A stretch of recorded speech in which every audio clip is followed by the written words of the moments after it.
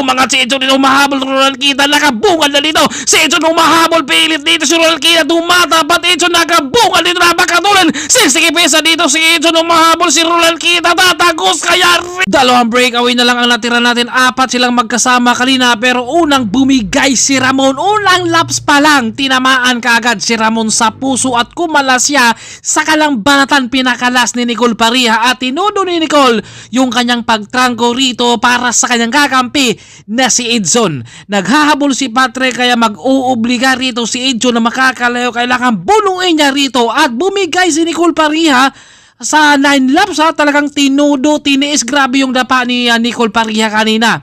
50k pesos dahil sana yan sa abroad. Kaya dito talagang tiniis rito ni Edson.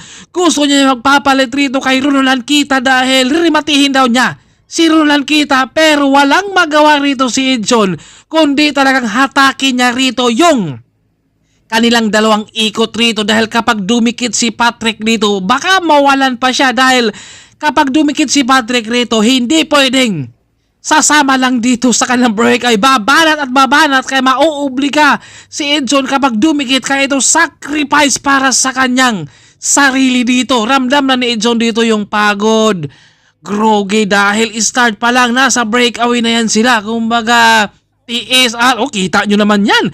Hinahanda na ni Ronald Kita yung kanyang pag-bike through dito ni Edson. At dito talagang binuo rito ni Edson yung kanyang trangko dahil kapag hindi niya dadalhin baka didikit rito si Patrick. Mahirapan siya dahil dalawa yung kanyang kalaban. Plus, siyempre nandun sa peloton, nandun yung mga sprinter na masasayang rin. Kaya dito ang inisip ni Edson rito. Bahala na to dahil wala na bukas. Mag-ensayo na naman tayo kinabukasan.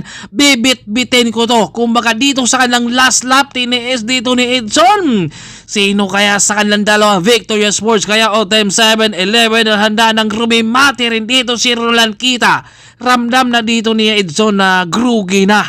Kumbaga pagod na pero dito sa kanilang last lap, dito na siya ay naligo. Kailangan kong makakapag-recover siguro nito dahil alam naman natin kung gaano kalakas yan si Roland Kita ng time 7-11 at nandito naman si Edson na handa rin niyang rumimati dahil lalaban at lalaban din yan dahil tumakas nga sila ng maaga dahil wala silang sprinter. Kung andito si Ian at saka si George siguro, malamang hindi ito gagawin pero tatakas pa yan si Edson dahil isusukal talaga yan. Ito yung mga break artist na madalas natin makikita kagaya nila Joseph Habinyon ng Time Excellent Notice. Ito yung mga ka-match up nila na kapag may laro asahan nyo na nandyan talaga sila sa breakaway dahil alam naman na talagang mahirapan sila makikipagsabayan sa rematihan pero sa oras na yan sa araw na to dito sa may Tarlac Hero na ito yung magandang abangan natin ha.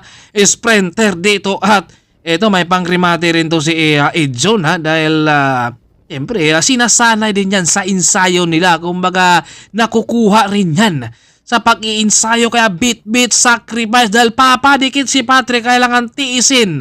Tsagain kahit pagod na rito si Edson. Talagang sacrifice to para sa kanyang sarili at lalong-lalo na kay Nicole dahil grabe yung mga dapa ni Nicole kanina. Umaga 50 kaya pati yung nalunod rin sila sa kargahan.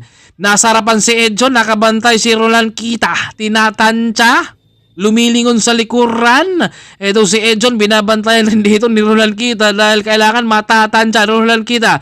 Dumidikit Edson, dahan-dahang nakikiramdam sa harapan. Kita nasa likod Edson. Oh, mga si Edson dito umahabol Roland Kita. Nakabungal na dito. Si Edson umahabol, pilit dito si Roland Kita. Tumatapat Edson, nakabungal dito. Napakatulan. 60 pesa dito si Edson umahabol si Roland Kita. Tatagos kaya rito.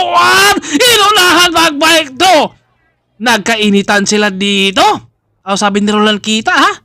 Grabing rimatihan. Hindi ito magusto si Roland Kita. At pang-apat si ito gawin pangatlo. Si Patrick pagtalunan.